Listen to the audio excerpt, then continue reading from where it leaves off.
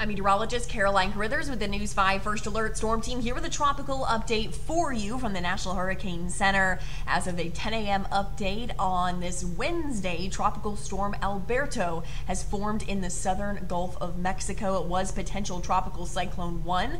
It has got its act together. It's got now a more defined center of circulation. It has wind speeds of 40 miles per hour. So the National Hurricane Center has now designated it a tropical storm. It's the first named system of the 2024 Atlantic hurricane season. In addition to Alberto, we are tracking two other areas in the tropics. So let's start with Alberto, though, the newest information here. You can see really starting to get more organized, and you can also see just how big the system is, really spawning across most of the Gulf of Mexico here. So it is kind of a spread out system that has really got its act together starting this morning. It's moving to the west at 9 miles per hour. Winds right now are at 40 miles per hour. So of course, tropical storm strength, Tropical Storm Alberto there, the first named storm of this hurricane season. Looking at the track here, it is going to continue west, making landfall sometime overnight tonight and into early tomorrow morning on the eastern coast of Mexico, and then becoming a remnant low pretty quickly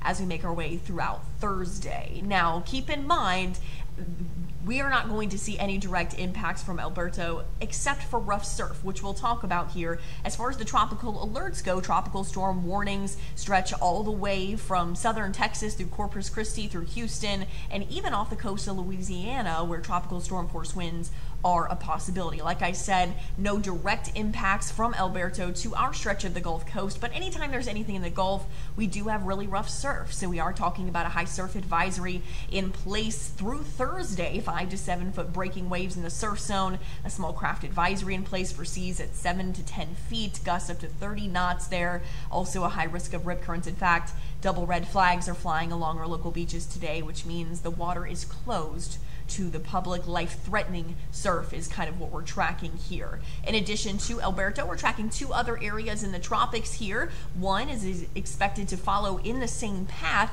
as Alberto and enter the southern Gulf of Mexico moving into this weekend. And then we have another area that we're tracking in the Atlantic that's going to track westward towards the east coast of Florida and Georgia. These both have a low chance for tropical development. Right now, they're just clouds and low pressure, something that we're tracking, but no immediate threats to our stretch of the Gulf Coast. Aside from that, it is going to be breezy today. We're talking about temperatures in near 90 degrees for the most part, but we're going to see winds from the east gusting to around 25 to 30 miles per hour in some spots. So now that we have the first named storm of the Atlantic hurricane season, things are starting to heat up a little bit. Just be sure that you have your plan and your kit ready to go. And of course, we here at News 5 will keep you updated.